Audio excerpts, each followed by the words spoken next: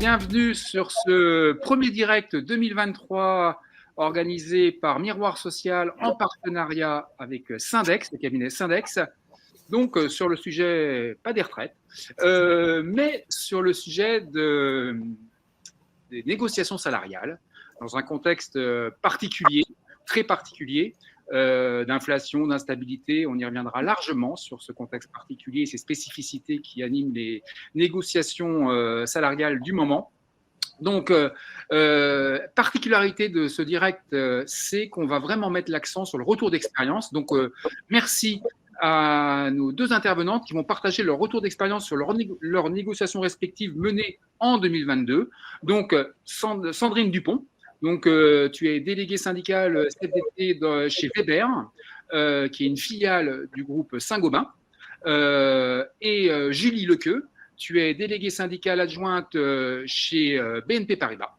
Donc, merci à vous deux de prendre du temps et de partager vraiment les ressorts de votre négociation.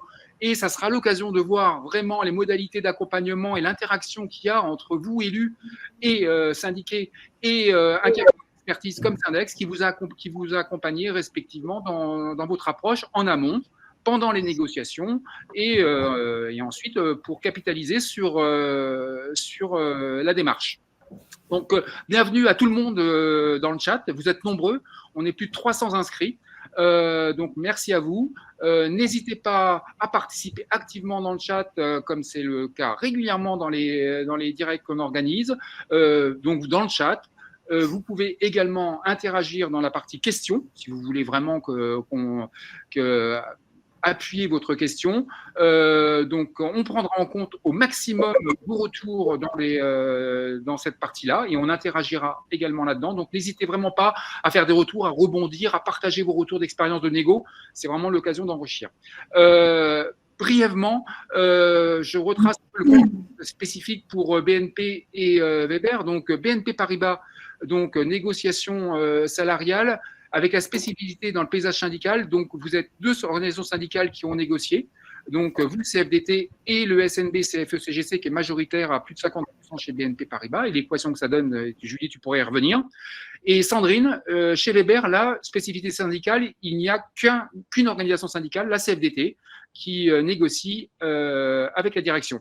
Et enfin, donc, Julien Gournay, donc, tu es consultant chez Syndex et c'est intéressant avec toi parce que tu es consultant chez Syndex, mais tu as un parcours, tu as une expérience d'élu, tu as négocié, donc tu sais de quoi tu parles et raison de plus pour t'entendre là-dessus sur ton retour aussi d'expérience, aussi comment en tant que consultant, tu te sers, tu as capitalisé sur ton expérience d'élu. Et Yoël Amar, alors toi tu as un autre profil, toi tu es économiste chez Syndex, tu es consultant et tu es économiste, donc tu pourras nous donner une vision plus globale, plus macro, justement sous-jacente à ces négos, on parle d'inflation, etc. C'est des problématiques macro, inflation, salaire, etc. Donc, tu pourras un peu nous donner tout ce contexte-là. Donc, ça promet des échanges riches et animés. Donc, Julien, je te passe la parole. Alors, vite fait, le séquençage des échanges, c'est qu'on va parler des conditions préalables à la négo, en premier lieu. Ensuite, on parlera du déroulement de vos négos respectives, et ensuite, in fine, le bilan et comment vous vous projetez sur la négociation 2023. On va commencer avec toi, Julien, parce que Syndex, vous avez mené une enquête sur un peu l'état des négociations que vous avez mené auprès d'élus. Donc, si tu peux nous restituer très rapidement les grandes lignes de cette étude qu'on va mettre en partage, et moi, je vais mettre le lien directement dans le chat vers l'étude. Julien, à toi la parole. On ne t'entend pas. Avec vous, cette étude, vous m'entendez bien normalement, oui. Voilà, donc on a réalisé une grande étude auprès de représentants du personnel, justement, pour voir un peu comment s'étaient passées ces négociations salariales. Ça fait suite aussi à un grand retour d'expérience qu'on a réalisé sur les accords qui avaient été signés. Très rapidement, puisque vous avez l'étude disponible sur syndex.fr et sur le chat ici. Les grands constats qu'on a pu faire sont d'abord quand même un retour des augmentations générales dans une large partie des négociations qui ont eu lieu. Hein, donc ça, c'est vraiment l'idée d'essayer de contrecarrer la hausse de l'inflation pour essayer de limiter ses effets négatifs.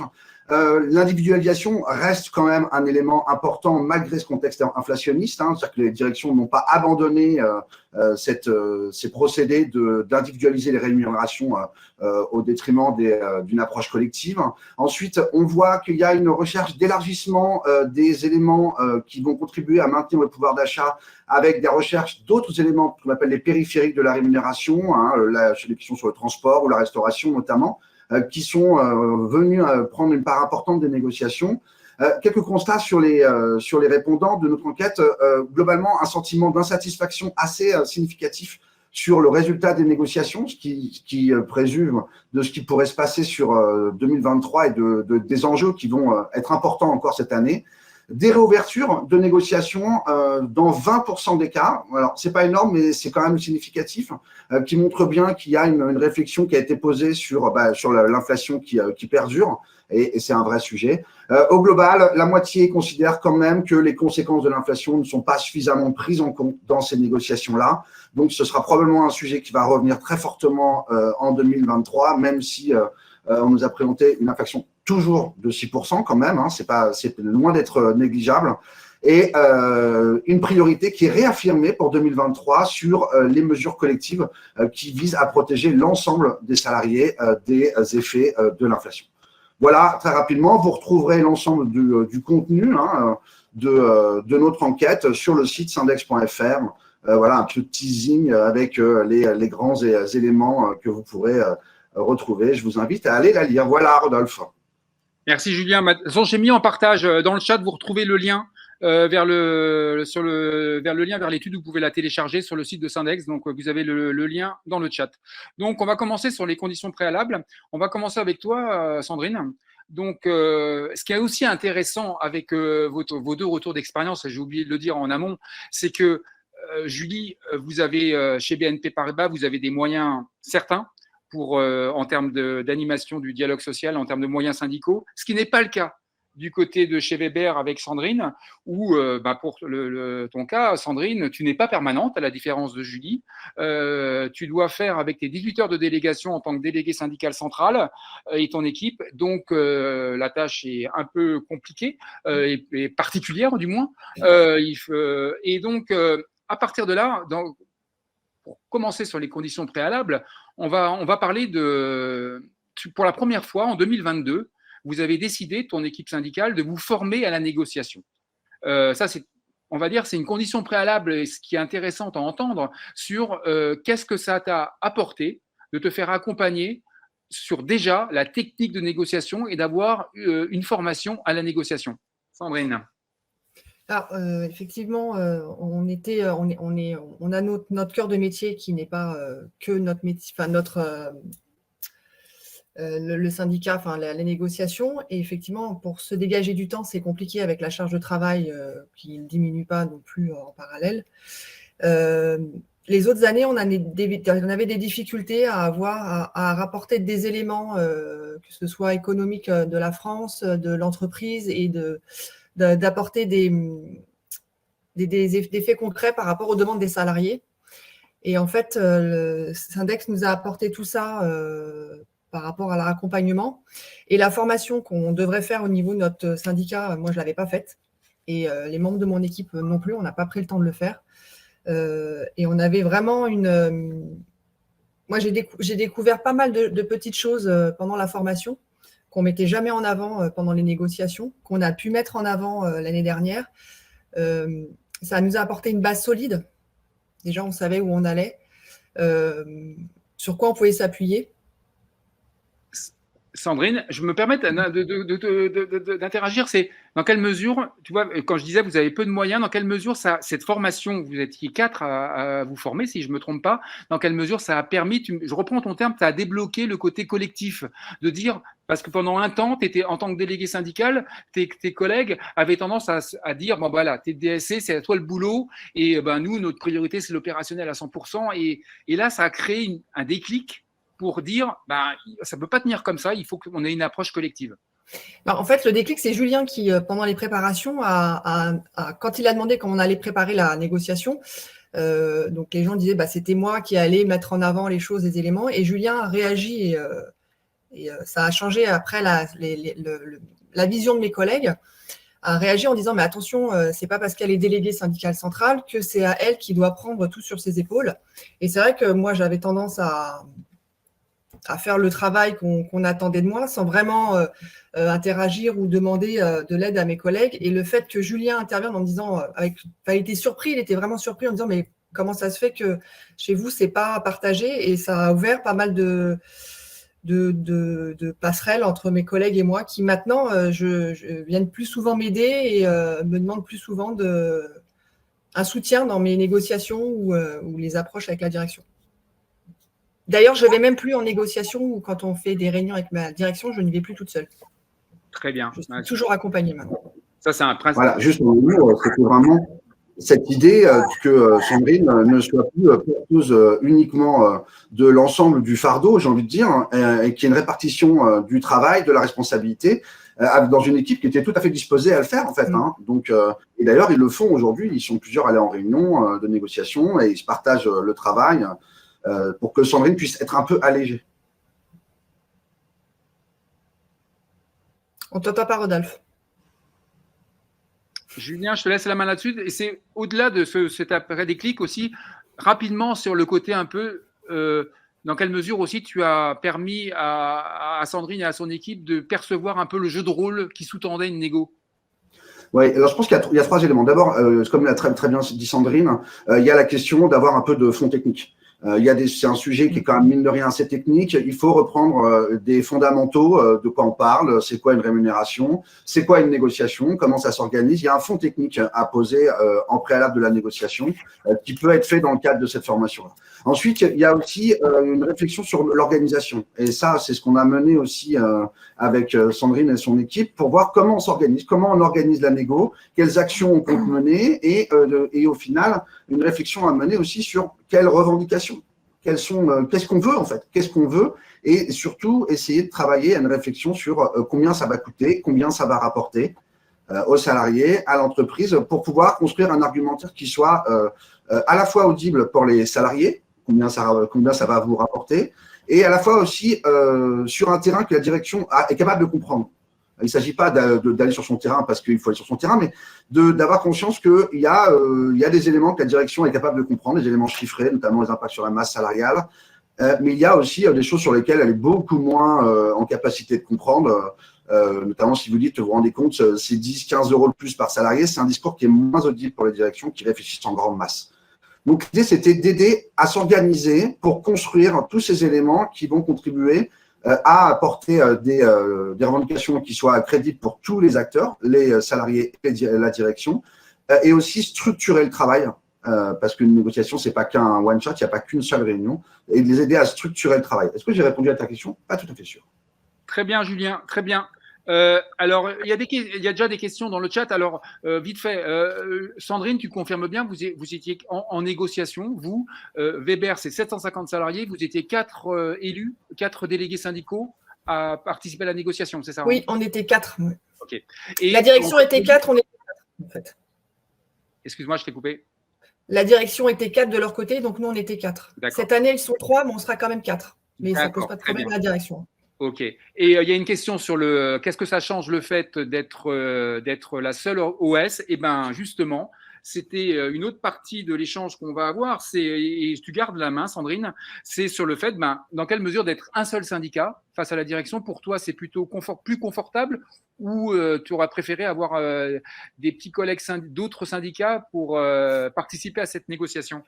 Alors, nous, on a un bon dialogue social chez Weber. Donc aujourd'hui, je suis bien contente d'être la seule OS, surtout quand j'entends mes collègues du comité de groupe dans les autres entités, il y a plusieurs OS et les complications que ça génère. Après, les salariés chez nous se demandent si avoir une deuxième organisation syndicale, ce ne sera pas plus favorable pour les négociations annuelles avec des augmentations plus importantes. Ce n'est pas garanti. Après, il faut se rappeler qu'il n'y a pas que les NAO à négocier dans l'année. Il y a tous les accords et je ne suis pas sûre que quand il y a plusieurs organisations syndicales, quand il y a des désaccords entre les organisations syndicales, ça mène à des signatures d'accords comme le plan épargne-temps, des choses comme ça qui pourraient être bénéfiques pour les salariés. Donc moi aujourd'hui, la seule OS, je suis bien contente d'être la seule chez Weber. Ok, alors parole à Julie. Alors, merci Julie. Alors, chez BNP, le paysage est différent, la concurrence est vive. Est-ce qu'il y a eu un front commun entre les représentatifs, les deux représentatifs que vous êtes pour mener la négociation en 2022 et peut-être dans quelle mesure ça a été différent par rapport à 2021 dans le contexte? Alors, Rodolphe, je vais commencer par dire que la concurrence, elle est même rude. Et en fait, le paysage syndical est un peu particulier chez BNP Paribas, effectivement, puisque donc on est sur la SA, on est sur 40 000 salariés, on a 2 organisations syndicales représentatives depuis 2019, donc seulement 2 organisations syndicales qui négocient, mais il y a bien 6 organisations syndicales présentes. 4 non représentatives et 2 représentatives. Et je donne toujours un peu cette image quand on est représentant du personnel, quand on est dans une délégation nationale ou DSC comme Sandrine chez Weber, peu importe le titre. C'est un peu un cube. On est à l'intérieur du cube. Au-dessus, il y a la direction. En dessous, il y a les salariés. Et sur les côtés, vous avez vos équipes militantes et les autres syndicats. Et il faut faire avec tout ça. C'est pas toujours simple, mais après, être seul dans la situation de Sandrine, ça a aussi un peu un revers de la médaille, c'est-à-dire vous portez seul la responsabilité de tout. Pour ce qui est des négociations annuelles, les NAO, s'il y a bien un sujet sur lequel on doit se retrouver, c'est celui-ci. On négocie du salaire, on négocie de la rémunération, on négocie chez BNP Paribas, en l'occurrence, pour 40 000 salariés. Donc, effectivement, s'il y a bien un sujet sur lequel on doit se retrouver, c'est celui-ci. C'est ce qui s'est passé avec notre homologue, le SNB CFE-CGC, qui est à 50,72%. Quand nous, CFDT, on est à 26,45%. On a effectivement fait front commun sur les demandes, sur la manière d'aborder les choses.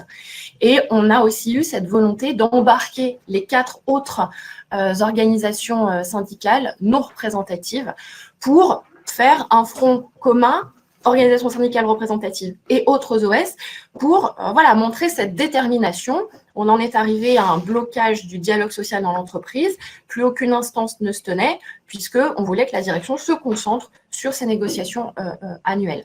Donc, je dirais que pour certaines négociations, ça m'ennuie d'être plusieurs, et pour d'autres, ça a aussi des avantages.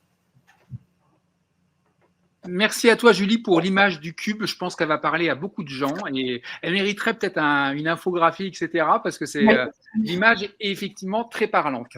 Et donc, par contre, on est d'accord qu'en 2021, le Front commun, il était moins commun.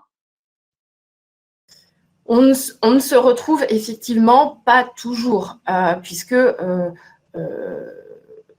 on n'a pas la même philosophie, on n'a pas la même manière d'aborder les choses, et parfois on a des désaccords. Donc il y a certaines négociations qui nécessitent qu'on bypasse ces désaccords, mais parfois ils sont existants. Là, il y avait un enjeu, on est dans un contexte, et je pense qu'on y reviendra plus tard, et ça a été aussi abordé un petit peu en préambule, on est dans un contexte très particulier, une inflation galopante, on sort de 2 années Covid où ça a été extrêmement difficile pour l'ensemble des équipes, et on est, pour ce qui concerne BNP Paribas, dans un groupe qui n'a jamais sorti autant de résultats que sur ces 3 dernières années. Donc, il y a un moment, il y a un sujet de partage de la valeur.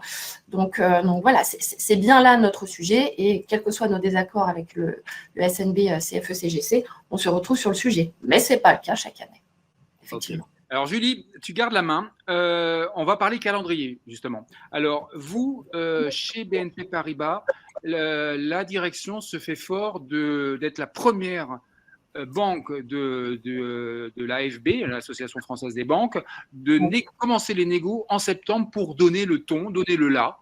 Là encore, est-ce que dans quelle mesure ça vous met dans une position pas super favorable parce que vous manquez de points de repère, et je te laisse enquiller. Alors effectivement, Rodolphe, c'est comme tout d'ailleurs, c'est toujours très compliqué de passer en premier. Donc, notre calendrier chez BNP Paribas est toujours le même pour la SA. Les négociations annuelles débutent à la rentrée, septembre-octobre. Et même si cette année, au regard du contexte très particulier, nous avons demandé l'ouverture anticipée des négociations annuelles, on les a demandées au mois de mai, on ne les a pas eues, puisque nous est renvoyé le calendrier historique et c'est comme ça et on ne changera pas et circuler, il n'y a rien à voir. Donc ça, première chose.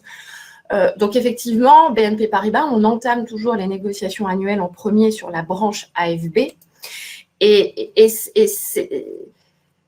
philosophiquement, il y a quelque chose derrière, c'est-à-dire que BNP Paribas ne veut pas se laisser dicter sa politique salariale par d'autres établissements sur lesquels on pourrait s'appuyer en disant oui, mais regardez ce que l'ASG a fait, ce que le LCL a fait, etc.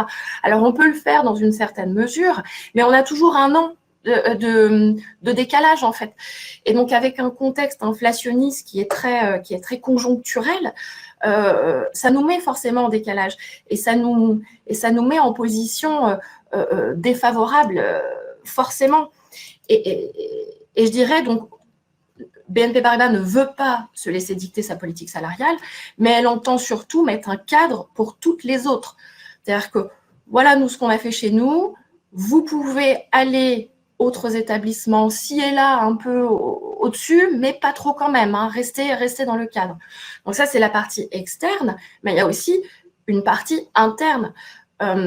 Donc la SA, c'est 40 000 salariés, c'est du support, des fonctions, du réseau, mais BNP Paribas, le groupe BNP Paribas France, c'est 62 000 salariés.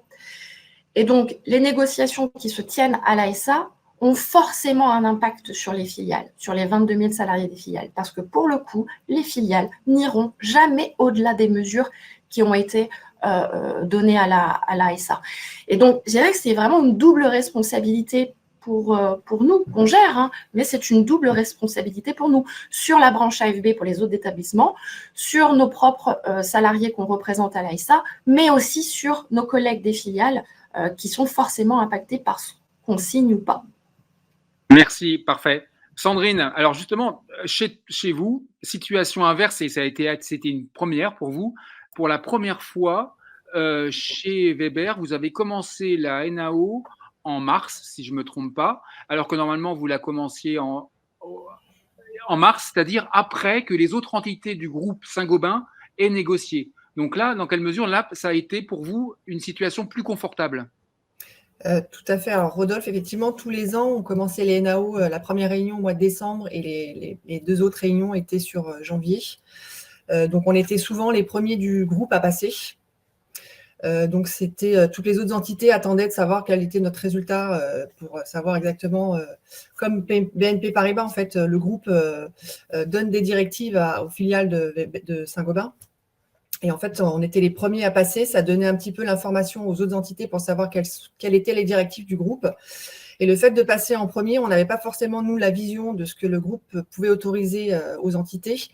Et quand on regardait les résultats des filiales qui étaient passées après nous, on était un petit peu en dessous des négociations qui avaient été faites dans les autres filiales.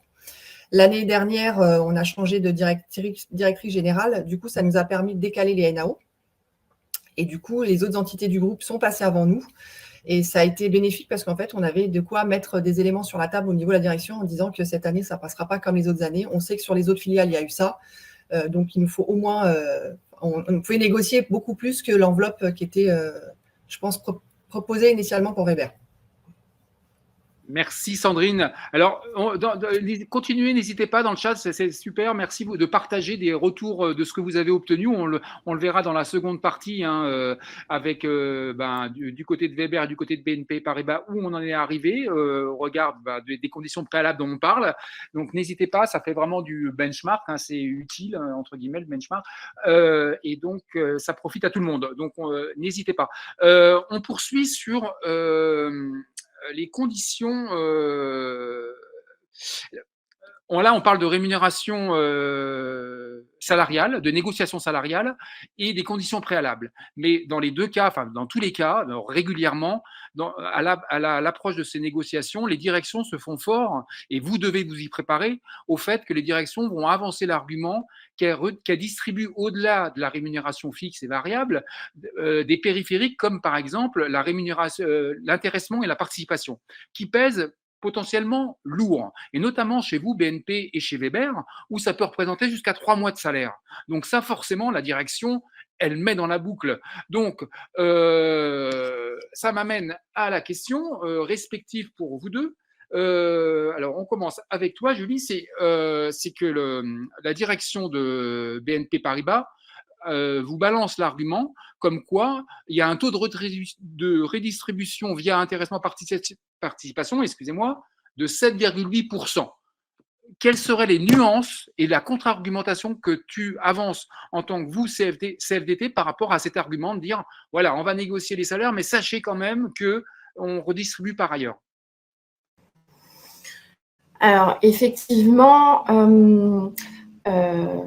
la direction, quand on a entamé ces négociations annuelles en septembre-octobre, nous annonce ce taux de distribution, parce qu'elle savait très bien, elle avait parfaitement anticipé le fait que nous, on allait mettre en parallèle ce qui était distribué aux salariés et ce qui était distribué aux actionnaires. Il faut savoir qu'aujourd'hui, 60% du résultat est distribué aux actionnaires. Donc, nous, en tant que représentants du personnel, notre travail, c'est d'essayer de faire le calcul pour savoir ce qui est redistribué aux salariés. Et en l'occurrence, donc, la direction avait anticipé cette question et nous annonce un taux aux alentours de 7,5% de redistribution, intégrant le salaire, rémunération variable, prime annexe, parce qu'elle a largement utilisé le dispositif appelé Macron pour ce qui est des primes, et intégrant également participation et intéressement.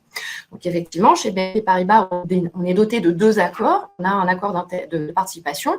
Bon, de toute façon, c'est un dispositif légal. Nous, le truc en plus, je dirais, c'est que notre formule de calcul, elle est bien plus intéressante.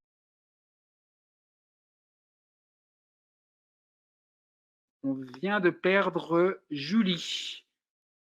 Mais on va... Vas-y, continue. Et...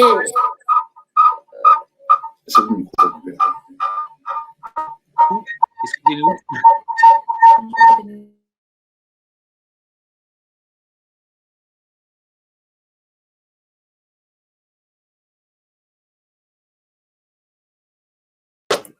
Les aléas du direct.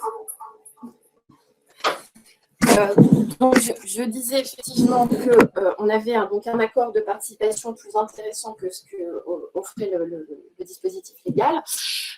Et on est également doté d'un dispositif d'intéressement.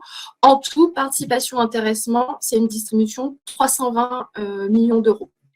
Le bémol que je mets sur le sujet, c'est que contrairement à une augmentation générale qui est définitivement acquise, participation et intéressement, ça reste de l'aléatoire, puisque c'est bien par rapport aux résultats, c'est une formule de calcul un peu complexe, donc c'est de l'aléatoire.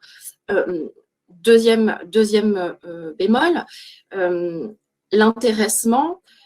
Il faut voir que l'entreprise a intérêt à donner de l'intéressement parce que ça va, par exemple, et là peut-être que Yoël développera le point, ça vient réduire l'assiette des impôts. Donc, il y a aussi un intérêt de l'entreprise à développer ce dispositif de rémunération. Après, effectivement, pour ce qui est des montants, on est entre 5 000 € et 14 000 €. Voilà. Et par rapport à ça, je mets un dernier bémol, c'est que la participation et l'intéressement sont distribués en fonction du niveau de salaire. Plus vous êtes haut dans la hiérarchie des salaires, plus vous avez des montants d'intéressement et de participation élevés. Et là, je fais juste le parallèle avec l'inflation. Il faut bien se dire que l'inflation percute davantage les plus bas salaires en termes de proportionnalité que les hauts salaires. Donc, il y a vraiment un sujet d'équité et de justice quand on négocie des augmentations générales dans le cadre des NAO. Merci, Julie. Sandrine, alors vous aussi, l'intéressement, participation pèse lourd et on va y revenir ensuite avec Yoël, mais chez vous, donc c'est un point important, sauf qu'il y a une forte, à la différence de chez BNP Paribas, vous êtes clairement impacté par le coût des matières premières et donc l'enveloppe, elle est moins garantie. Et par exemple, tu me disais qu'en 2022, il y a eu 80% de l'enveloppe qui avait été redistribuée et que pour les projections sur l'exercice 2022, ça serait plus faible. Et donc, la direction est obligée d'amortir avec des suppléments d'intéressement. Mais dans quelle mesure ça a une limite, ça? Effectivement, chez Weber, l'intéressement et la participation, elle est aléatoire selon les années. L'année dernière, elle a été favorable. On a pratiquement eu 3 fois le salaire. L'année suivante, c'était 1,5 de salaire. Donc, c'est vraiment aléatoire. La direction n'en parle pas forcément pendant les NAO, mais elle le met en avant bien avant les négociations. Et je suis ce que disait Julie, c'est que c'était une forme de rémunération, mais c'est pas forcément. C'est une fois par an. La direction le met en avant quand elle fait des embauches ou des choses comme ça, mais en fait, rien n'est garanti. Et chez nous, comme elle dit Julie, ça touche. Alors nous, par contre, notre intéressement, on a un plafond, on a fixé un plafond d'un montant qui est au-delà de. Les personnes touchent 1 200 €. Il y a une part fixe de 1 200 € et au-dessus, c'est par rapport au salaire. Mais effectivement, je suis Julie, ça favorise beaucoup les plus hauts salaires. Il faut savoir que chez nous, on a quand même pas mal de salaires qui sont pas très élevés et les gens partent en vacances avec leur intéressement et participation l'été. Donc, c'est pas forcément… ça reste de l'aléatoire, mais c'est pas une rémunération. Donc, nous, on se bat plus pour les NAO et les choses comme ça. Parfait. On le verra d'ailleurs par la suite au fil de vos interventions que de toute façon votre priorité dans le cas des négociations c'était le salaire et l'équité et de favoriser les bas salaires. On va et via le salaire direct, hein, pas par des périphériques et pas rentrer dans ce jeu dangereux et dans ce jeu-là. Yoël, on t'a perdu à la vidéo, mais par contre j'espère qu'on t'entend toujours. Justement, ça serait intéressant de t'entendre sur le caractère, la variabilité et peut-être l'instabilité de plus en plus grandissante qu'il va y avoir sur ce mode de distribution de la performance et dans quelle mesure il faut le prendre en compte. Yoël? Oui, vous m'entendez? Vous m'entendez bien? Bon, super. Bonjour. Effectivement, je veux juste faire en introduction un point sur le contexte. Mis dans le chat les prévisions de la Banque de France sur l'inflation. Il faut être très, très humble vis-à-vis de ça. On peut très vite s'apercevoir que les prévisions économiques à l'heure actuelle vont peut-être commencer à redonner leur lettre de noblesse à l'astrologie. Hein. Il faut rester extrêmement humble. Le sujet, néanmoins, c'est qu'on a quelques certitudes. Les prix ne vont pas baisser, les prix à la consommation ne vont pas baisser. Quand on dit que l'inflation va-t-elle se maintenir, se réduire ou augmenter, ça ne veut pas dire que les prix vont se réduire à la consommation. Ça, c'est pour le consommateur. Si je reviens en revanche sur ta question qui est au niveau des entreprises, effectivement, on a énormément d'incertitudes. C'est vraiment le cœur du sujet. L'inflation, c'est comme à la fois un brouillard et un bruit de fond sur lequel il faut rester extrêmement lucide. Il y a quand même des choses à avoir en tête, des entreprises qui peuvent très très bien résister dans ce contexte et des entreprises qui peuvent être en difficulté dans ce contexte. La question en situation inflationniste, c'est quelle est la dynamique des revenus relativement à la dynamique des charges d'une entreprise. Quand on est en situation d'inflation, il faut toujours raisonner en relatif par rapport à la période précédente, qui était une période de stabilité des prix, où on pouvait, de stabilité des prix, de moins de croissance des revenus et des charges. Un discours de direction sur l'importance de tenir les charges était assez classique. En situation d'inflation,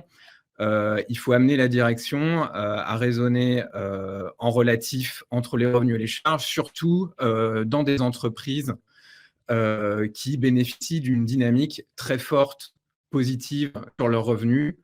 La banque est un cas archétypique de ce point de vue-là. L'assurance aussi, certaines entreprises industrielles, notamment du CAC 40, s'en sortent bien. Dans ces cas-là, il y a du grain à moudre. Donc, il faut raisonner en termes de gâteau à se partager. Bien sûr que la hausse du prix de l'énergie, c'est à l'échelle de l'économie française, parce qu'une facture d'énergie, l'équivalent d'une hausse d'une facture d'énergie d'un ménage.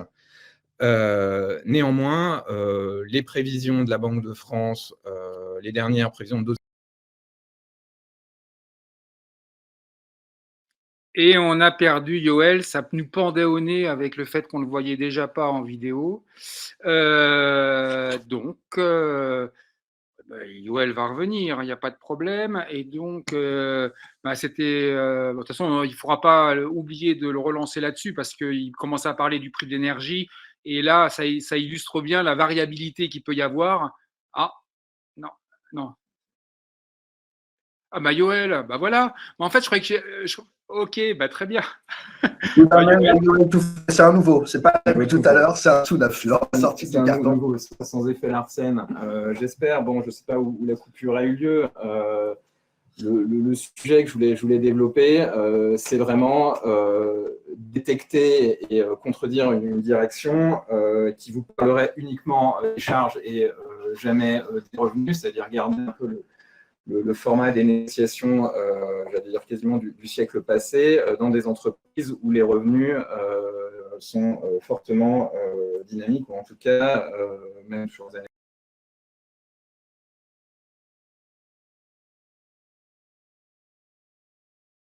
On t'entend plus, on a des problèmes. Excusez-nous, on a des problèmes techniques là. J'espère que ça va mieux, décidément. Vas-y.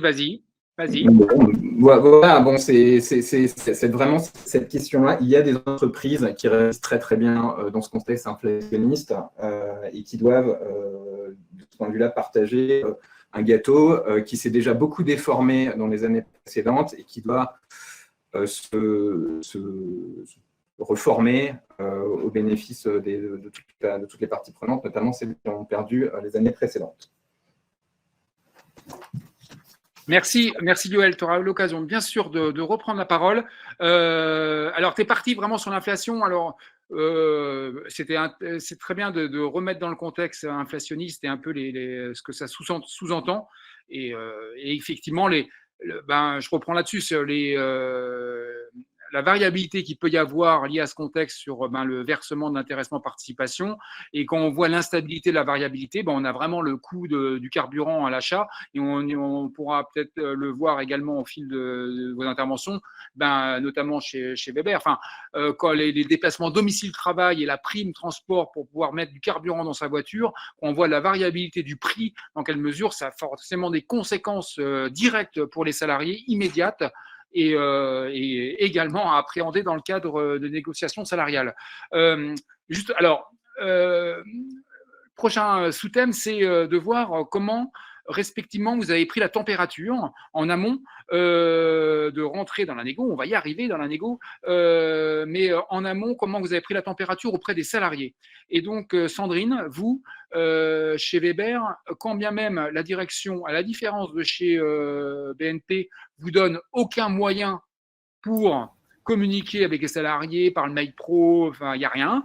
Vous devez vous débrouiller avec le panneau d'affichage sur des sites, sur un certain nombre de sites, etc., des panneaux qui ne sont pas les plus visibles. Donc, vous avez décidé de mener une enquête avec Syndex pour aller à la pêche au retour des salariés, une enquête papier, avec des élus en proximité qui sont allés faire le tour de leurs collègues pour faire remonter. Alors, qu'est-ce que ça a donné? Alors, on a eu, je ne sais plus le taux de participation qu'on avait eu.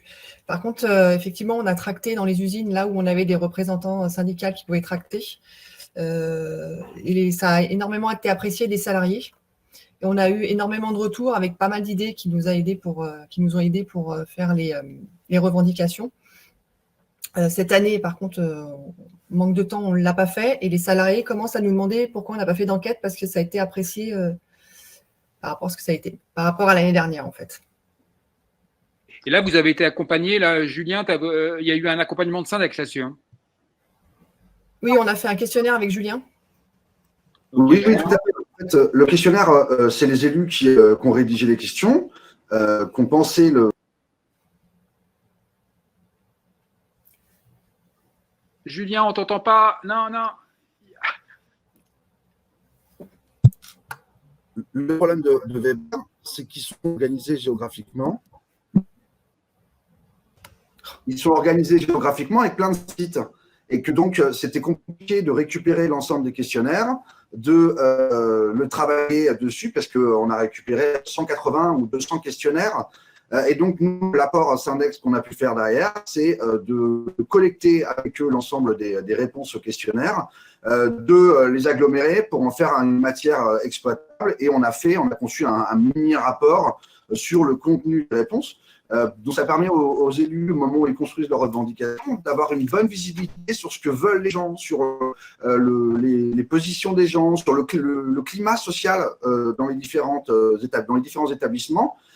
Et aussi, derrière, ça participe à la construction de l'argumentation, puisque toutes les revendications sont désormais justifiées par des éléments concrets, pas simplement du on m'a dit dans le couloir, qui est assez facilement et assez fréquemment réfuté par la direction.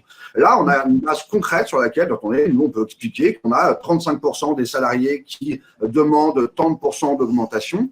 Et donc, on a construit ce rapport-là avec des éléments graphiques très experts, mais qui contribuent à la crédibilité du négociateur et qui ont d'ailleurs été réutilisés dans les tracts et dans les communications vis-à-vis des salariés, ce qui a eu un retour aussi fait aux salariés sur ce qu'ils avaient exprimé. Alors, j'aimerais pas qu'on se fasse déborder par le temps parce que ça tourne et on n'a même pas encore arrivé dans le cœur de vos négociations, comment ça s'est déroulé et qu'est-ce que vous avez obtenu. Ça serait quand même…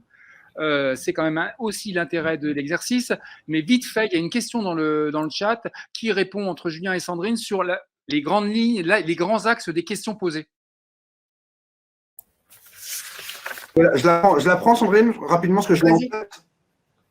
D'abord, c'était connaître un peu les gens, savoir un peu de qui on parlait, le type d'emploi, pour pouvoir catégoriser les salariés en fonction de l'endroit d'où ils font leur expression et le type d'emploi qu'ils occupaient. C'était de regarder aussi les âges et les anciennetés pour voir un peu si on avait des différences de profil et ensuite de leur demander ce qu'ils souhaitaient en termes d'augmentation, en termes d'autres éléments de rémunération et aussi de regarder à quel point ils étaient capables de se mobiliser pour l'action. C'est ça les questions que les élus ont posées pour savoir derrière jusqu'où ils seraient suivis dans les revendications. Est-ce qu'ils seraient à la grève ? À la fin, on avait un nuage de mots aussi, donc il y avait une expression spontanée possible des salariés. On avait fait un nuage de mots et on voyait que les mots qui ressortaient, c'était manifestation, débrayage, grève, ce qui donne un élément du climat social qui est pour les négociateurs essentiel pour bien comprendre sur quoi ils sont en train de travailler. Excusez-nous, j'espère que vous n'avez pas mal au cœur avec tous ces changements, etc. Julien, on ne t'entend plus. Je ne sais pas pourquoi. Et voilà. Là, donc, juste pour conclure, un questionnaire pour connaître les gens qui répondent au questionnaire, savoir ce qu'ils attendent en termes de résultats de la négociation et leur attitude par rapport à la négociation, quelles actions ils sont prêts à entreprendre ou à suivre dans le cadre du processus de négociation. Merci Julien. Alors, c'est le tourné-manège des écrans. Hein. Bon, Julie, qu'est-ce que toi, vous n'avez pas fait de sondage, sauf erreur, mais par contre, est-ce que tu peux rapidement nous dire dans quelle mesure, cette fois, et c'est une spécificité dans le contexte, les cadres ont sonné à votre porte, les cadres supérieurs, des cadres que vous n'avez pas forcément l'habitude de voir, qui ont sonné à la porte de vous en tant qu'organisation syndicale, qui ont sonné à la porte également de la direction des ressources humaines, et en quoi c'est une nouveauté ça ? Alors effectivement, la population cadre, elle est ultra représentée chez BNP Paribas puisqu'on compte 30% de techniciens et 70% de cadres. Pour autant, c'est une population très silencieuse, jusque finalement la période Covid. La période Covid a déverrouillé certains freins, même beaucoup de freins, puisque la banque a demandé beaucoup à ses cadres en termes de charge de travail pendant la période Covid, puisque nous, on ne s'est jamais arrêté, hein, il y a eu la continuité de l'activité. Et donc, ces cadres ont pour, effectivement, la première fois lors d'une NAO, taper directement à la porte de chez nous, qu'ils soient adhérents ou qu'ils ne le soient pas. On tapait directement à la porte des ressources humaines direction pour dire « Non, mais là, les propositions que vous êtes en train de discuter, elles nous excluent. On n'aura pas d'AG, on n'aura pas de prime, on n'aura rien. Et pour autant, on a beaucoup donné ces dernières années. Donc, nous aussi, on veut être rétribués. » Donc, effectivement, il y a vraiment eu une bascule pendant la période Covid et on a vraiment senti cette envie des cadres de se faire entendre sur le sujet de la rémunération salariale. Ça a été vraiment marquant, effectivement. Entendu. Alors, garde la main, Julie, parce que là, on embraye sur le côté vos priorités, à l'amorce de la négociation, comment vous avez défini vos priorités. Alors, le questionnaire a participé du côté de chez Weber, a identifié vos priorités. Et chez vous, je te laisse rebondir sur le côté, votre ligne, je reprends à tes termes, votre ligne, c'était une ligne d'équité et faire en sorte que justement, comme tu viens de le dire très bien, votre négociation salariale bénéficie, les acquis, les concessions, ce que vous allez obtenir bénéficie à un maximum de salariés. Effectivement. Donc, en préambule, je dirais que la plus grosse contrainte à laquelle on est confronté, c'est une forme d'asymétrie informationnelle qui n'est clairement pas à notre avantage. Par exemple, la direction ne nous communique jamais le montant global de l'enveloppe qu'elle affecte à ces négociations salariales. Donc, on pourrait un peu naviguer à vue. Et donc, le choix aujourd'hui, et j'ajoute aussi, au-delà de cette asymétrie informationnelle, il y a aussi une différence de communication absolument flagrante. BNP Paribas a une manière de communiquer au marché, tout va bien, très bon résultat, perspective de croissance, etc. Et une manière tout à fait différente de communiquer aux organisations syndicales.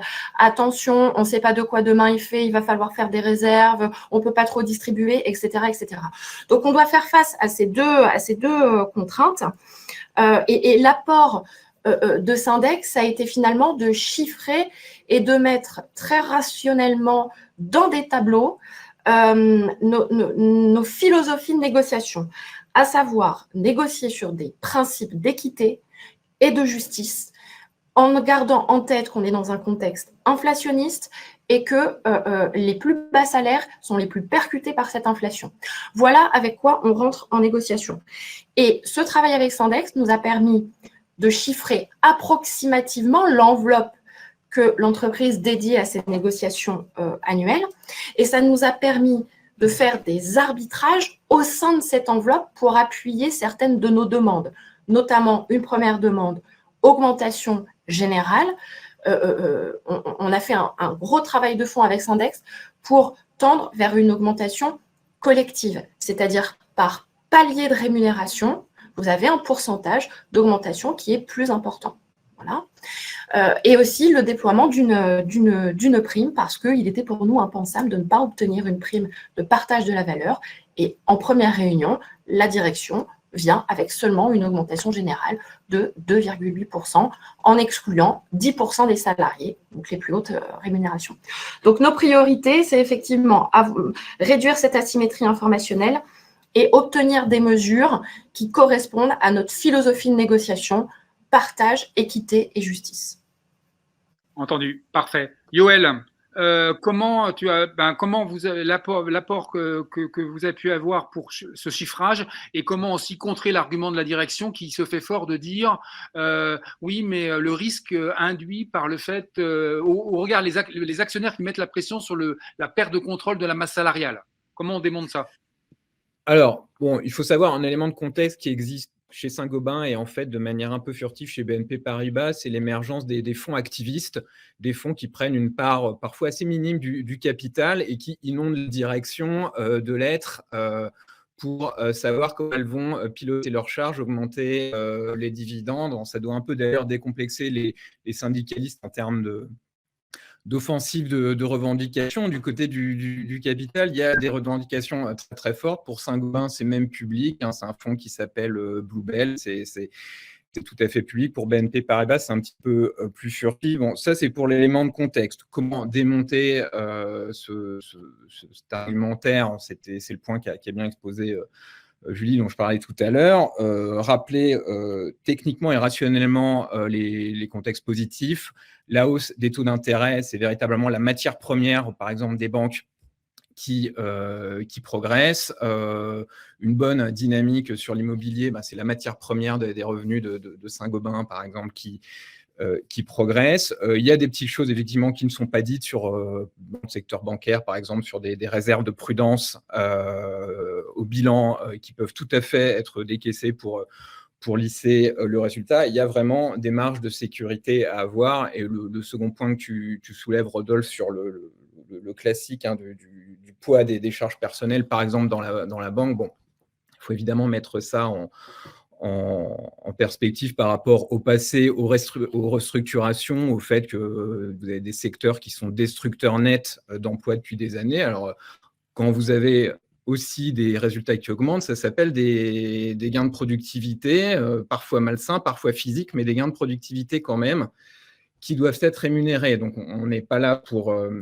encourager ces restructurations, mais on les constate. Et il y a en plus une actualité très récente sur BNP Paribas avec la partie crédit à la consommation et peut-être une restructuration qui s'annonce. Mais évidemment, on retrouve très rationnellement une productivité des efforts qui doivent être rémunérés dans un contexte de revenus dynamiques, par exemple, en banque, tout simplement.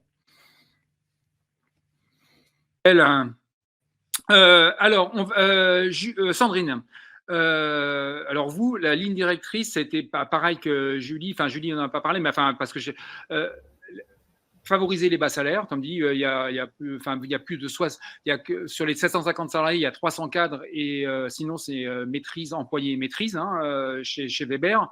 Et donc vraiment, et ça, vous ne l'avez jamais eu, c'était d'obtenir un talon au-delà d'une augmentation générale pour l'augmentation, au-delà du pourcentage d'augmentation générale. Vraiment, votre priorité, c'était d'obtenir un talon. C'est bien ça. Oui, tout à fait. On demande, tous les ans, on favorise souvent les plus bas salaires. On essaie de favoriser les plus bas salaires en demandant un talon.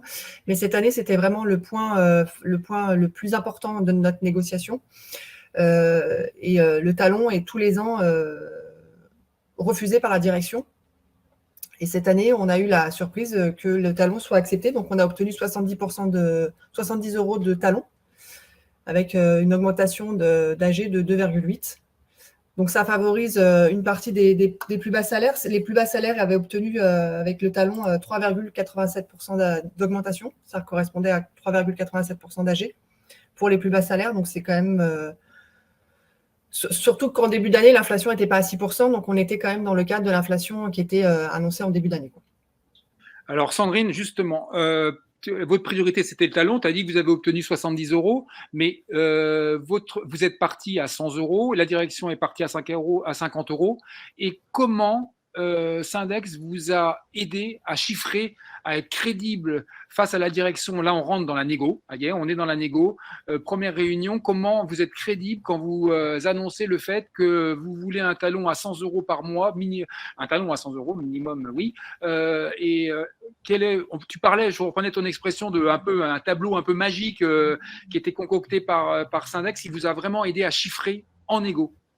Oui, venir en négociation avec un pourcentage un montant de talon qui est et le pourcentage de la masse salariale que ça correspond par rapport à l'entreprise, en fait, c'est déjà significatif pour l'entreprise. On vient avec des éléments concrets. On sait que 100 € de talon, ça correspond à tant % de la masse salariale. Donc, quelque part, on l'a calculé, c'était plus favorable pour la négociation. Et on voulait vraiment aboutir à une négociation sur le talon, quoi. On n'entend pas, Rodolphe. Parfait. Julien, si tu peux nous étayer un peu le tableau magique que tu as concocté par Syndex pour… Alors, je ne sais pas s'il est magique, ce tableau, mais en tout cas, d'abord, un petit élément de contexte. On a un petit écho. Un petit élément de contexte, c'est qu'ils ont négocié en début d'année. Donc, on n'était pas du tout sur les niveaux d'inflation qu'on a eu par la suite dans l'année. Donc, du coup, les enjeux, les impacts et la capacité à porter l'argument de l'inflation pour justifier des demandes importantes, c'était pas le même. Ça, c'est important. Rappelez aussi que leur résultat, il est assez conséquent, puisqu'avec leur système de talons qu'ils ont mis en place, les bas salaires touchaient des niveaux d'augmentation de salaire qui étaient vraiment très significatifs. On est sur du 5, 6 et un peu plus de % pour les plus bas salaires. Donc, cet effet-là, leur revendication et la façon dont ils les ont portés et le résultat, bien sûr, amène quand même une protection du pouvoir d'achat des salariés qui seront les salariés les plus concernés par la problématique de l'inflation et de la hausse des prix. Ça, je voulais vraiment insister sur cette dimension-là, sur le résultat de leur négociation. Alors, sur le tableau, je vais vous le montrer très rapidement. En fait, on a utilisé les informations qui étaient à notre disposition dans le cadre de cet accompagnement. Et puis, on a essayé de voir comment on arrivait à chiffrer des éléments de revendication. Normalement, le document se partage avec vous pour vous montrer très rapidement comment on a travaillé. On a travaillé de façon finalement assez simple. Hein. On a fait des simulations. On a essayé de construire à partir d'informations connues des élus dans le cadre de cette négociation-là. On a posé des éléments chiffrés. Tout est anonymisé, bien évidemment, là, parce que c'est des données Weber transmises par la direction dans le cadre de ces négociations. Donc, c'est anonymisé. On a travaillé sur 3 grands éléments que souhaitaient mettre en avant les élus. Les salaires, bien sûr, la prime transport, avec une réflexion sur la prime transport, et la prime vacances. Et on a fait en sorte qu'à chaque fois, les élus puissent se saisir de cet outil-là pour faire leur chiffrage, leurs estimations. Les cases jaunes sont les cases dans lesquelles les élus pouvaient entrer des données. Par exemple, si on essaye à 5%, qu'est-ce que ça donne? Si on met une demande 8%, qu'est-ce que ça donne? Et avec un système construit autour d'une proposition initiale qui serait portée auprès de la direction. L'objectif réel, qui est un objectif caché, hein, qui n'est pas diffusé, mais sur lequel les élus ont mandat à négocier, et éventuellement une position de repli sur laquelle les élus peuvent faire accepter avec des concessions.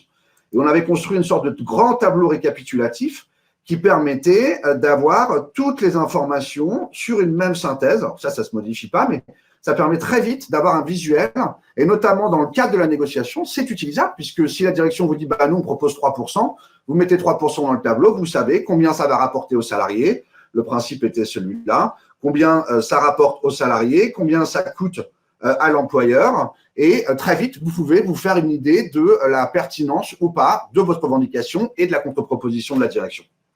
Et ça, cet outil-là, l'idée, c'était d'abord de faire le chiffrage, d'en montrer l'importance aux élus dans le cadre de l'accompagnement et de la formation, et de leur faire gagner aussi en autonomie, hein, pour leur permettre de pouvoir travailler dans les négos directement et à côté, et de leur montrer qu'en fait, faire une multiplication, faire une addition, faire un pourcentage, contrairement à ce que beaucoup de gens pensent, parce qu'ils l'ont fait il y a longtemps à l'école, en fait, c'est pas si compliqué que ça. C'est juste une mécanique, c'est comme le vélo, ça se rapprend vite, il faut juste remonter dessus et il faut pédaler. Et c'est ça qui est important, je pense, pour un grand nombre d'élus, se rendre compte que les petits calculs comme ça, c'est pas l'apanage de la direction. Il n'y a pas qu'eux qui sont capables de le faire. Vous pouvez le faire aussi. Vous pouvez travailler sur ces chiffres-là de façon assez simple, obtenir des indicateurs. Et puis, si vous vous trompez, à charge de la direction, vous donnez les bons chiffres. Si la direction dit que vous vous trompez, que vos calculs sont faux, qu'il vous démontre qu'ils sont faux et qu'il vous donne donc les bons chiffres sur lesquels vous pourrez travailler. Merci Julien. Alors, j'aurais dû préciser avant de te lancer sur le tableau que le tableau, on ne va au risque de vous frustrer. Hein, je vois les questions dans le chat. J'aurais dû le dire avant. On va pas le partager parce que vous comprenez bien que c'est quand même du jus de cerveau du côté de chez Syndex et que voilà. Je pense que voilà, ça vous. Donc le tableau sera pas partagé. Donc voilà, j'aurais dû le dire avant. On ne le partage pas pour 2 raisons. La première, c'est parce que c'est un travail que Syndex. La deuxième, c'est parce que c'est un outil construit aussi là, dans ce cadre-là, pour Weber. dans le cas des accompagnements qu'on mène, on repart d'une même logique, mais on reconstruit un outil adapté à l'entreprise avec laquelle, aux élus avec lesquels on travaille. Ok, merci de cette précision. Sandrine, justement sur le talon que vous avez, la priorité que vous aviez sur le talon, et justement, je précise que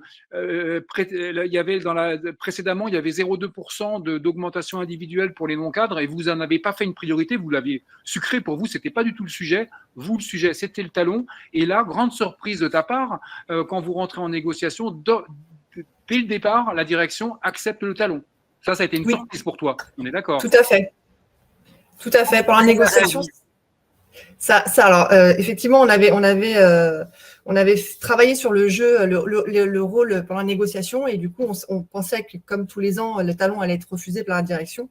Et en fait, à la première proposition, ils ont accepté le talon. Donc, ils m'ont complètement déstabilisé parce que c'était une première victoire, puisque ça faisait des années qu'on demandait le talon. Bon, le montant n'était pas celui qu'on attendait, mais c'était déjà un premier pas dans la négociation. Et on devait, des outils que nous avait donné Julien pour la négociation, c'est des petites choses à faire pour la négociation. Par exemple, marquer un blanc. Donc, quand ils nous ont fait leur proposition, qu'ils ont validé le talon, j'ai marqué le blanc. Mais en fait, j'étais tellement surprise et contente déjà d'avoir démarré que le blanc est parti a duré très longtemps parce que j'arrivais pas fallait montrer son mécontentement, mais j'avais une satisfaction, j'arrivais pas à montrer mon mécontentement, donc ça a duré énormément de temps. La direction était déstabilisée, je peux vous le dire. C'est ma collègue qui a vu que j'arrivais pas à repartir dans le mécontentement qui m'a sauvée, qui a repris le mécontentement, et après donc je suis revenue dans le jeu, mais c'était difficile parce que j'étais déjà la première fois qu'ils acceptaient le talon, j'étais satisfaite. Mais c'est compliqué de jouer le jeu du mécontentement quand quelque part il y a une petite victoire. Mais le silence, c'est vraiment un outil. Les outils qu'il nous a donné Julien, on a bien vu. La direction, après la négociation, est revenue me voir en me disant « Mais on a cru qu'on allait vous perdre, qu'est-ce qui s'est passé ?» Bon, je n'ai pas dit pourquoi, mais ça a vraiment marché. Ils étaient déstabilisés. Sandrine, pour poursuivre sur le déroulement de la négo, toi aussi, donc tu as eu les cadres le cadre, et ça c'était une nouveauté, comme chez BNP, les cadres de Weber qui se sont fait entendre pour dire nous aussi on veut de l'AG parce que les AI qu'on a, les 2,8% d'AG, tout le monde ne la touche pas, voire certains ne touchent rien du tout, et donc nous aussi on veut de l'AG, vous ne l'avez pas obtenu. C'est quoi le constat? Comment tu t'appréhendes ça? C'est effectivement une victoire, et tu reviendras sur le fait que vous avez obtenu ce talon qui est vraiment pas neutre et qui représente dans le contexte de l'époque un gain un réel bénéfice pour les bas salaires, mais les cadres qui sont exclus des AG, ça vous n'avez pas réussi à l'obtenir, et comment tu vois la chose? Alors, effectivement, on demande aussi des AG ou des augmentations un peu pour les cadres. Aujourd'hui, les cadres chez nous, on en a très peu qui nous suivent.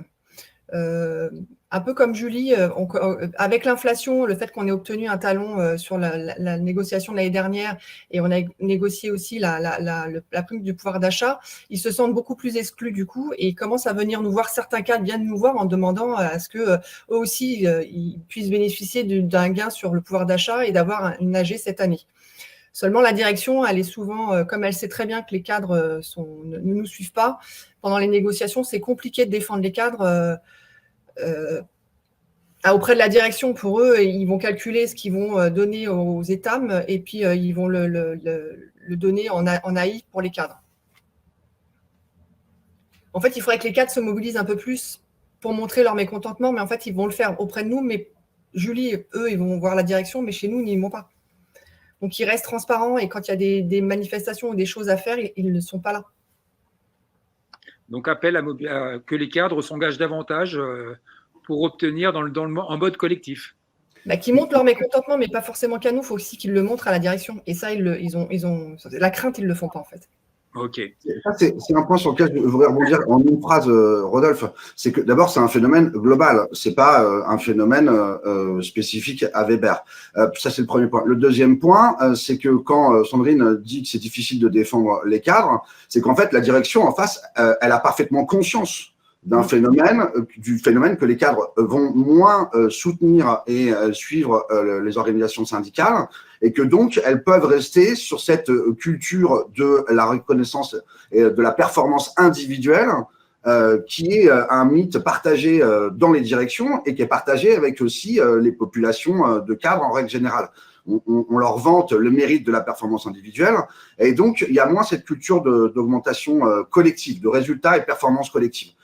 Qui a émergé quand même chez Weber et qui émerge parce que l'inflation, elle concerne tout le monde. L'enjeu, effectivement, comme l'a dit Sandrine, c'est que les populations cadres arrivent à plus se mobiliser, à soutenir, et on l'a vu d'ailleurs dans l'enquête l'année dernière, le taux de mobilisation et de capacité à soutenir les organisations syndicales est plus faible dans les populations cadres que dans les populations d'État.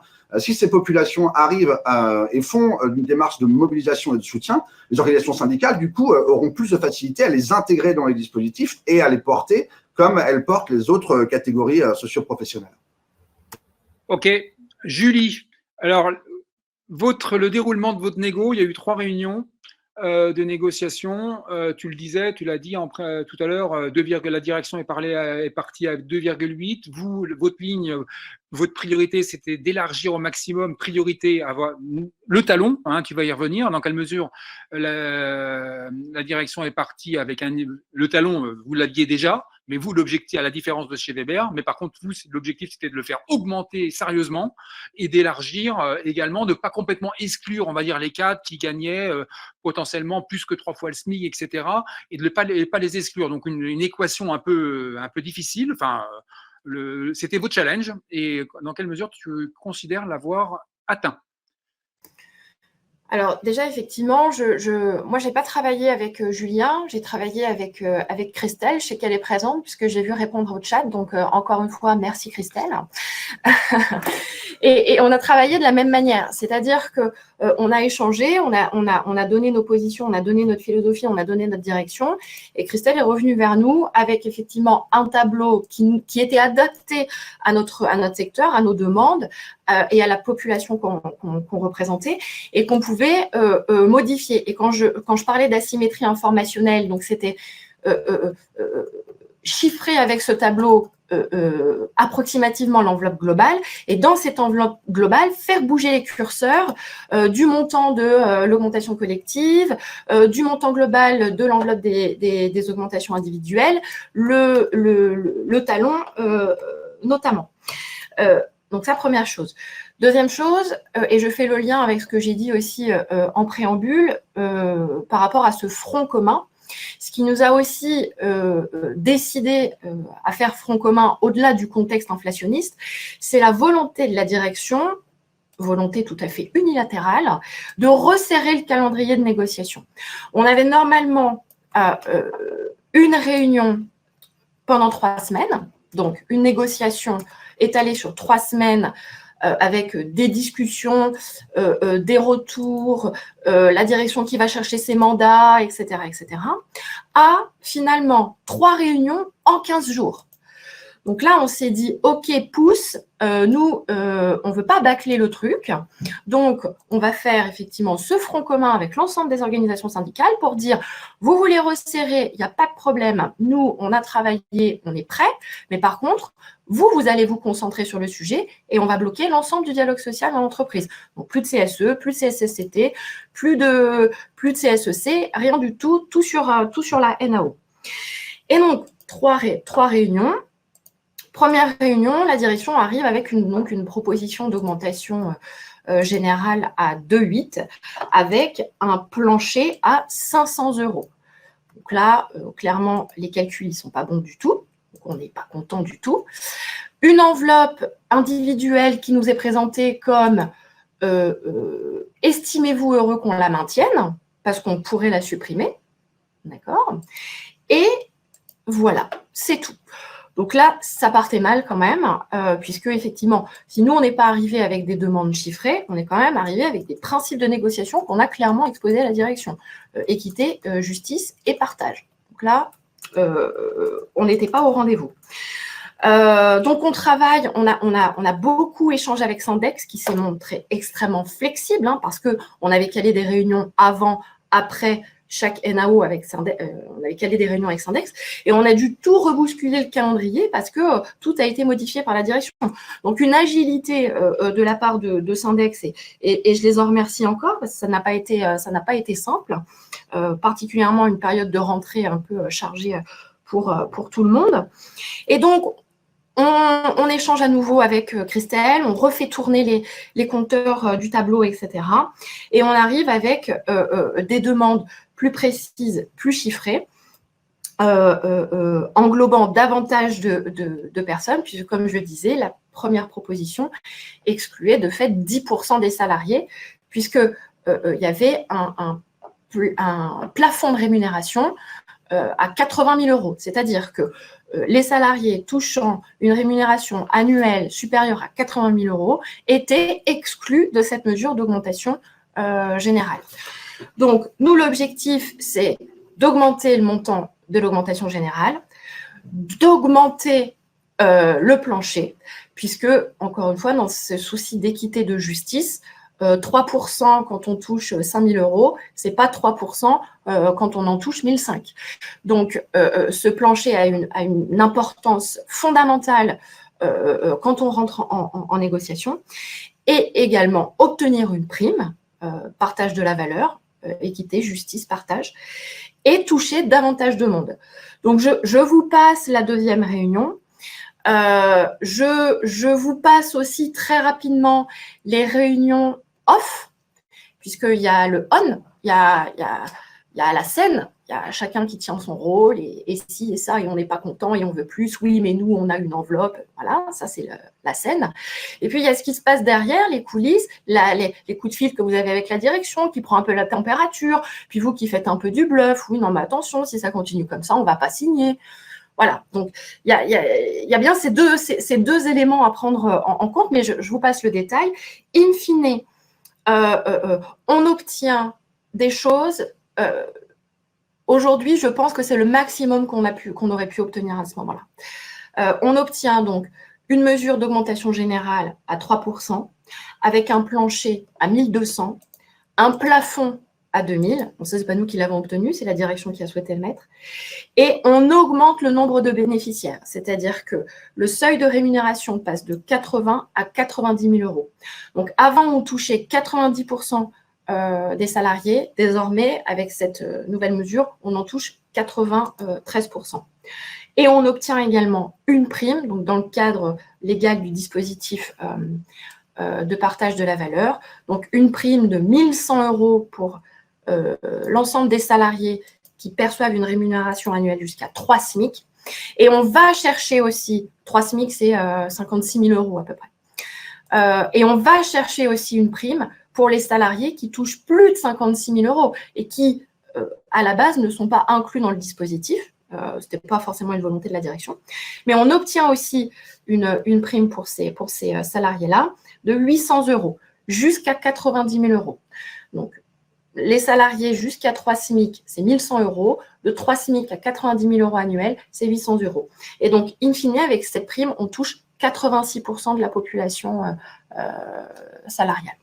Voilà un peu en gros.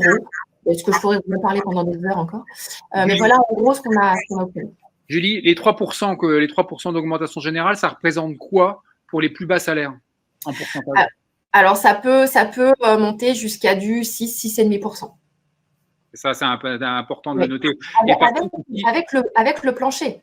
Ouais. C'est le plancher qui fait qu'on est à 6,5%.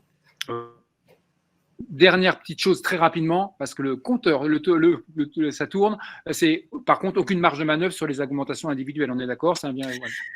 Absolument aucune. Comme je l'ai dit, hein, Rodolphe, ils entament la négociation en disant « estimez-vous heureux déjà qu'on la maintienne ?» Donc, bon. Nous, bien évidemment, on en a demandé l'augmentation, et l'augmentation, elle est tout à fait raisonnable. Nous, ce qu'on demande, c'est que l'enveloppe des augmentations individuelles revienne à 1,8% de la masse salariale. Aujourd'hui, c'est 1,5 et c'est 1,5 depuis 2015. Avant 2015, c'était 1,8, sauf qu'ils se sont servis un peu de l'amende américaine qu'on a eue, et BNP Paribas a payé pas mal d'amendes ces dernières années, pour baisser cette enveloppe en disant si on ne baisse pas, on ne va pas y arriver, presque on va mettre la clé sous la porte. Voilà. Donc, nous, notre demande, c'était, de la maintenir, mais surtout de l'augmenter. Bon, ils l'ont maintenu, on verra l'année prochaine. Entendu, parfait. On va passer. Alors, il y a une petite question qui. Julie, je t'invite à répondre. Là, tu as Olivier qui sur le coup de pression que vous leur avez mis en retour du calendrier resserré au dernier moment de la négo. Là, si tu peux préciser, Olivier. Donc, Julie, alors, tu vas pas pouvoir faire deux choses en même temps, mais je peux répondre très rapidement. Oui, c'est vrai que tu peux répondre comme ça. Hein. Effectivement, on a bloqué les instances, c'est-à-dire qu'on a dit qu'on ne siégerait pas dans les instances CSE, CSEC et CHSCT pour permettre à la direction de concentrer toute son attention et son énergie sur les négociations annuelles obligatoires. Et donc, on savait aussi qu'on faisait ça à une période, pardonnez-moi le terme idéal, mais qui allait beaucoup les emmerder, parce qu'ils étaient en train de faire passer des dossiers, ils avaient besoin d'avis, et donc on savait très bien qu'on allait un peu faire le souk. Mais c'est aussi, je crois, finalement, et ce front commun, surtout dans le blocage de ces instances, qui nous a permis d'aller plus loin et d'obtenir plus, indéniablement. Et l'intérêt aussi d'avoir mis dans la boucle les non représentatifs, les 4 autres OS dans l'histoire. Ils sont élus également dans les instances. Absolument. Ok, parfait. Tu continues, Sandrine. Julie, excuse-moi. Rapidement, par contre, là, sur la dimension quand on négocie, au cours de la négociation, la capacité de communiquer que vous avez en tant que tu parlais d'asymétrie, il y a potentiellement une forte asymétrie en termes de moyens de communication. Vous, chez BNP Paribas, quels sont les moyens que vous avez en tant qu'organisation syndicale pour communiquer sur l'avancée des négociations? Je vais faire vite, Rodolphe. Effectivement. Nous, on a beaucoup plus de chance, on est beaucoup mieux lotis que Sandrine, on est dans un grand groupe, hein, c'est en lien aussi. On a des moyens humains et on a des moyens techniques. Pour ce qui est de la partie humaine, je ne parle que de mon organisation syndicale, on est 80 permanents syndicaux sur l'ensemble du territoire. 80 permanents syndicaux. C'est énorme. Hein. Avant, on était beaucoup plus, donc nous, on estime qu'on a beaucoup perdu, mais quand on se compare à d'autres, on se dit, bon, on a un petit peu des problèmes de riches, finalement. Donc ça, c'est la partie moyen humain, où on est bien loti, et on est aussi très bien loti sur la partie technique. C'est-à-dire qu'on a un accord de communication spécifique qui nous est les moyens de communication qui nous sont alloués dans le cadre de la communication syndicale. Et ça n'est ni plus ni moins que le même outil de communication que la communication de la banque. Quand elle communique en interne auprès des salariés, on utilise exactement le même canal. La seule chose, c'est qu'on ne touche que les salariés qui sont demandeurs. C'est-à-dire que il faut s'inscrire à notre communication pour la recevoir. Tu ne la reçois pas de fait. Et je sais que tu vas me demander, et vous avez combien d'abonnés? Je ne le dirai pas. Information stratégique. Et ensuite, la seule contrainte qu'on a, c'est qu'on ne peut pas communiquer quand on veut. On a des créneaux horaires de diffusion à respecter. Mais sinon, effectivement, on a cette facilité de communication auprès des salariés parce qu'on est présent sur le terrain, 80 permanents syndicaux, je le redis, et la possibilité d'utiliser des outils de communication très modernes. Et par contre, tu vas pouvoir nous répondre sur le taux d'ouverture de vos informations diffusées. Oui, ok, d'accord. Je peux au moins répondre à ça. Alors, on sait qu'il y a des sujets qui font plus cliquer que d'autres. Et en l'occurrence, les sujets de rémunération, là, on explose nos compteurs et on est sur des taux d'ouverture entre 70 et 80%. Donc, effectivement, on sait que c'est des sujets qui intéressent. Les gens veulent savoir, ils veulent avoir les informations, ils veulent connaître le résultat, ils veulent savoir où on en est. Voilà, c'est un sujet intéressant. Ça touche le porte-monnaie, donc forcément, ça intéresse les gens. Sandrine, c'est pas le même topo chez toi, hein? Non, chez nous, on met de l'affichage et on tracte. On fait à l'ancienne, nous, en fait. D'ailleurs, avec les économies, il faudra peut-être que je reparle avec la direction, parce que le papier, c'est peut-être plus d'actualité. Ouais, non, tout à fait. Ça sera aussi l'occasion de peut-être mettre sur sur la table la négociation d'un accord de moyens, d'un accord de droit syndical, parce que tu disais aussi que tu n'es pas permanente, mais en plus, la décharge, ton temps syndical, il n'est pas pris en compte dans ton activité opérationnelle. Là Non. aussi, c'est quelque chose qui ne va pas du tout. Et dans quelle mesure, il faut que j'arrête de dire dans quelle mesure, excusez-moi, je fais un aparté, mais il faut vraiment baliser ça pour que vous ayez les moyens de négocier dans les meilleures conditions. Ah, c'est compliqué, on est tous dans le même cas. On est tous élus et on a tous notre charge de travail, mais aussi pas de diminution sur notre travail par rapport au temps de délégation. Hein. Ok, alors vous mouillez le maillot, Sandrine. Là, on passe dans la partie bilan. Vous avez bossé sur cette négociation. C'est quoi le retour que tu fais sur ce que vous avez obtenu? Est-ce que tu es satisfaite? Est-ce que les salariés vont taper à votre porte pour vous féliciter? Est-ce que c'est des envolées lyriques pour vous féliciter? C'est quoi la température post-négo? Alors, on a eu pas mal d'États qui sont venus nous voir et nous ont remerciés parce qu'ils étaient contents de notre négociation. On a eu très peu de cadres qui sont venus nous remercier pour la négociation, même s'ils n'étaient pas concernés par l'augmentation, mais ils étaient quand même satisfaits parce qu'on avait obtenu un talon. Mais on était satisfait de notre négociation par rapport à tous les bas salaires. Mais en même temps, les remerciements sont très peu. Et on ne travaille pas pour ça. Mais vous êtes satisfait, vous, l'équipe? Tout à fait. On était satisfait de notre négociation. Ok. Et projection sur la négociation qui s'ouvre là actuellement, là, où vous continuez d'être accompagné par Syndex? Alors oui, on a redemandé à Julien de nous accompagner cette année. Parce que c'était quand même un soutien et on a besoin d'éléments, surtout que le contexte a changé par rapport à l'année dernière, où ça va être beaucoup plus difficile. Mais après, on n'a pas travaillé sur les négociations de cette année, donc sur les revendications, je ne peux pas en dire trop. Mais on est content cette année, au moins Julien nous accompagne encore pour la négociation. Il y a un point important quand même à souligner, c'est que tu changes de DRH, tu changes de DG, et ça change la donne pour toi, pour la façon d'aborder les négociations aussi. Tout à fait. C'est pas on ne connaît pas, c'est un contexte différent, c'est une personne, on n'a jamais négocié, donc on ne sait pas dans quelle mesure les négociations vont se passer. Donc on a besoin d'argumentation, d'éléments pour défendre notre revendication. Après, on verra bien. Après, on sait très bien qu'ils ont des directives du groupe, alors. Entendu, ouais. Je reprécise, effectivement, tu l'as dit, tu sièges au comité de groupe, hein, ça c'est intéressant aussi. C'est quand même une position qui est importante pour toi, quoi, d'avoir cette vue groupe. Ah oui, on a une vision de tout ce qui se passe dans les filières. Ok.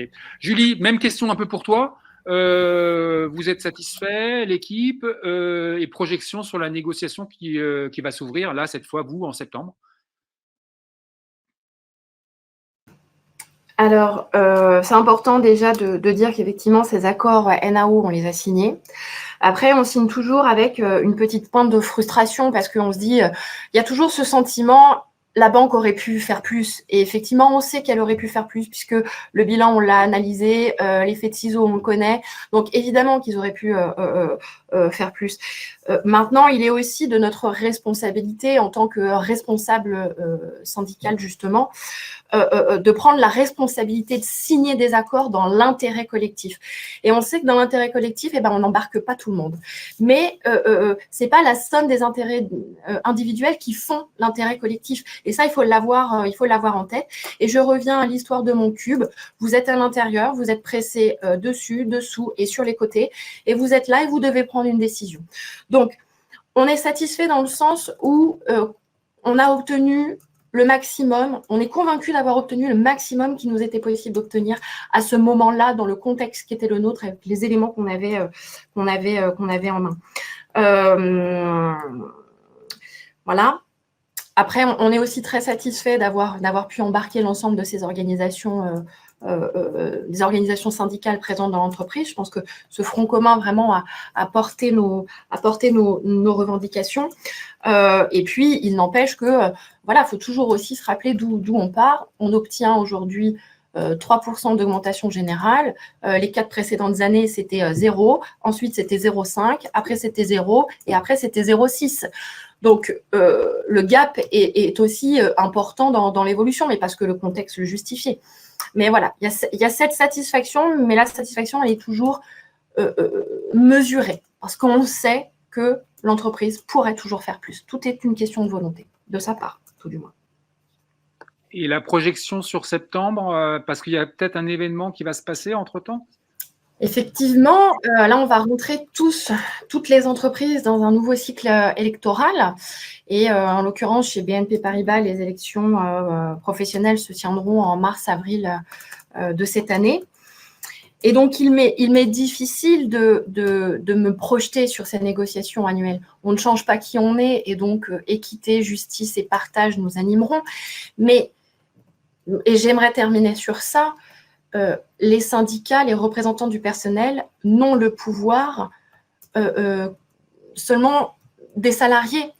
Et que le pouvoir qu'ils veulent bien nous donner. C'est-à-dire que sans leur soutien, sans leur appui, sans leur mobilisation parfois, nous ne sommes rien. Et on n'est pas des super-héros.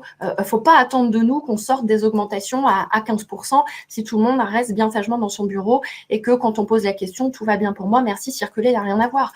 Donc il y a aussi, et je rejoins Sandrine, il y a un besoin de se réapproprier ces moments-là de négociation, mais pas que la rémunération annuelle. Tout au long de l'année, on négocie tout un tas d'accords, tout aussi importants.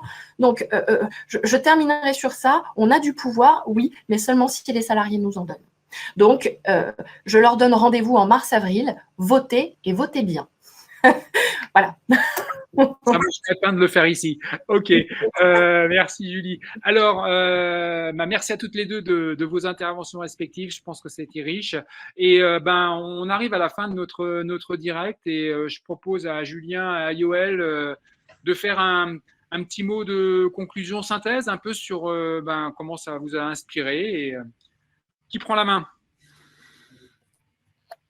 Je veux bien la prendre, Julien. Effectivement, ces questions de partage de valeur, ça devient des questions de gouvernance, des questions politiques. Alors, la question de la justice, de l'équité, du partage, c'est pas que des notions morales, ça devient vraiment des notions de gouvernance. En période d'inflation, là, ça va être l'économie qui parle. Il y a la question par exemple, d'un retour à ce qu'on appelait l'échelle mobile du salaire. Est-ce qu'on augmente automatiquement tous les salaires? Bon, ça peut être une technique, voilà, pour au moins préserver le pouvoir d'achat.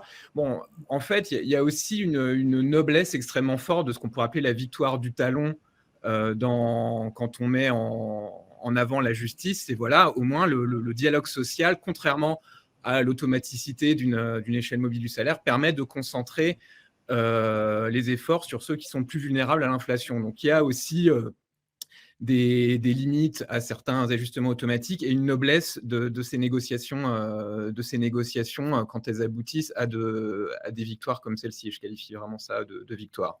Julien ?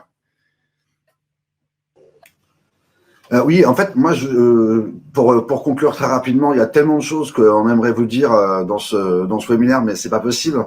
D'abord, pour 2023, l'inflation va probablement perdurer. En tout cas, elle a été tellement forte et vos négociations ont probablement pas compensé toute l'inflation de l'année dernière. Donc, il y a un vrai travail à faire sur les salaires encore cette année qui se justifie par la situation économique. Il y a un enjeu à protéger les plus bas salaires, qui sont les plus concernés par les problématiques d'inflation. On l'a vu, ce sont les produits de première nécessité qui ont plus fortement augmenté, justifiant de travailler aussi sur les bas salaires avec des mesures comme les talons ou des mesures différenciées selon les niveaux de rémunération. Si le salaire, c'est pas suffisant ou c'est pas possible, il y a d'autres éléments qui peuvent faire l'objet de négociations. On a parlé des éléments en lien avec le transport, avec la restauration, qui sont aussi des coûts pour les familles qui vont augmenter. Et il faut réfléchir aussi à d'autres éléments qui vont contribuer à maintenir le pouvoir d'achat.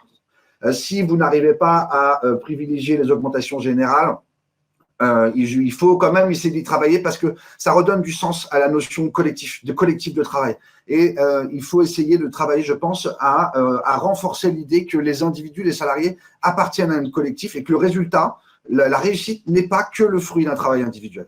Concernant nous, Syndex, les accompagnements qu'on organise et qu'on peut organiser sont dans l'idée d'apporter des arguments et des éléments économiques et sociaux pour vous permettre de porter vos revendications vis-à-vis de la direction, mais vis-à-vis aussi des salariés, puisque l'accompagnement, c'est aussi un temps où on accompagne les élus pour se structurer, pour organiser leurs réflexions. Et ça, on sait que c'est souvent un point faible des équipes, que ce soit en termes de temps, en termes de facilité à l'organiser. La structuration et l'organisation, c'est un point sur lequel on peut aussi aider les équipes syndicales. Les revendications, c'est le rôle des organisations syndicales de les définir et de les identifier, mais on peut vous faciliter ce travail-là en vous accompagnant. On offre aussi des outils et des cadres dans lesquels vous allez pouvoir mener vos négociations. Et puis, il y a aussi un peu d'accompagnement humain, de rassurer, de renforcer, de démontrer que les compétences, elles sont là, que vous êtes capable de faire du chiffrage, je reprends l'exemple de tout à l'heure, que vous êtes capable de faire des chiffrages de vos revendications, que ce n'est pas un domaine qui est réservé à la direction et aux contrôleurs de gestion. On peut faire des choses simples et des petits tips, des petits trucs toutes simples, des petites astuces toutes simples qu'on peut partager avec vous dans le cadre de la négociation. Et l'avantage qu'on a aussi, c'est que, étant donné qu'on a un peu plus de recul, on est un peu plus froid et du coup, on a une vision un peu plus posée qui permet aussi de pondérer des choses, mettre en perspective des éléments et qui, du coup, éclaire un peu la situation pour des élus qui ont un peu le nez dans le guidon et qui donc ont moins cette vision panoramique. Voilà, donc moi, ce que je vous dis, c'est pour 2023, il y a plein de choses à faire et on est convaincu que vous ferez le maximum. Et nous, Syndex, on peut être à vos côtés pour vous aider si vous en avez besoin. Merci, Julien. Eh ben, merci à Julie et à Sandrine vraiment d'avoir partagé vos retours. Merci à Syndex d'avoir porté cette rencontre. Merci à vous dans la salle d'avoir participé activement et d'avoir partagé. Alors, compte rendu à suivre, et le compte rendu, il intégrera, il y a eu beaucoup dans le chat de retours sur on a obtenu ça, etc. Et donc, dans le retour, le compte rendu, hein, réducteur certes, mais on intégrera un certain nombre d'éléments qui ont été intégrés dans le chat. Et moi, en tant que miroir social, je vous annonce, on a 2 prochains lives que vous retrouvez sur le site. Hein. Il y en a un qui était prévu le 19, mais qui est reporté au 31. Et on en a un le 26 qui va être vraiment intéressant, qui est porté avec des confrères de Syndex sur vraiment le sujet de la réforme des retraites. Et on va poser vraiment le sujet de la capacité des marges de manœuvre qu'il y a dans les boîtes, dans les entreprises, avec des entreprises plutôt de main-d'œuvre, de logistique, notamment dans la grande distribution. Et ça va vraiment être vraiment raccord avec la mobilisation qui se tiendra le 19 et le mouvement par rapport à la réforme qu'a annoncé. Merci à vous tous. Compte rendu donc à suivre. Et bonne journée et à bientôt. Bonne journée. Au revoir. Merci à tous. Bonne journée à vous.